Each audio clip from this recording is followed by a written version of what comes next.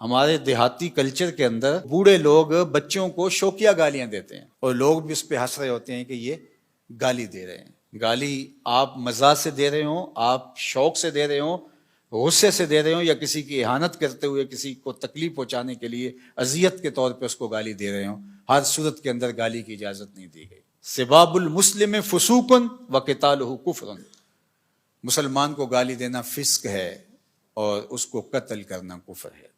تو ہمارے دین نے ہمیں گالی گلوچ سے منع کیا ہے۔ اللہ کے محبوب علیہ السلام نے ارشاد فرمایا المستبان شیطانان، جب دو لوگ آپس میں لڑ پڑتے ہیں اور ایک دوسرے کو گالیاں دینے لگ جاتے ہیں تو فرمایا کہ ایک دوسرے کو جو گالیاں دے رہے ہیں یہ شیطان ہیں۔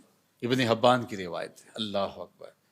تو اتنی سختی فرمائی گئی اور ہماری بات ہی گالی سے شروع ہوتی ہے۔ دیہاتی کلچر کے اندر تو اس کو کچھ سمجھے نہیں جاتا اور کچھ لوگوں کا تقیہ کلام گالی سے ہوتا ہے اور وہ اس کو اپنا فن قرار دے رہے ہوتے ہیں اور وہ کہتے ہیں کہ میں بہادر ہوں، گالی کے بغیر بولتا ہی نہیں ہوں۔ تو یہ کمال نہیں ہے۔ مسلمان تو کون ہے؟ المسلم من سلم المسلمون من لسانہ و یدہ۔ مسلمان کی تعریف یہ کی گئی ہے کہ جس کی زبان سے اور جس کے ہاتھ سے دوسرے مسلمان محفوظ رہیں۔ کیسے؟ کہ وہ ان کی تکریم بجا لاتا۔ ایسے نہیں ہے کہ اس کے شر سے بچنے کے لیے آپ اس کی تکریم کریں اور پھر وہ آپ پر رعایت کر جائے اور آپ کو گالی نہ دے۔ وہ بدترین شخص ہے جس کے شر سے بچنے کے لیے لوگ اس کی عزت کرتے ہیں۔ محلے میں، گلی میں، دیہاتوں میں، چوکوں میں، چوراہوں میں، رشتہ داروں میں، اقربا میں، دوستوں میں لوگ ایسے موجود ہوتے ہیں کہ جن کی شر سے بچنے کے لیے ان کی تکریم کرنی پڑتی ہے، ان کی ہاں میں ہاں ملانی پڑتی ہے۔ ہاں تم ہی سچے ہو، تم ہی جو کہتے ہو یہی بہت بڑا فلسفہ ہے۔ افلاطون بھی پیچھے رہ گیا، بقراط سقراط بھی پیچھے رہ گئے، تم آگے ہو۔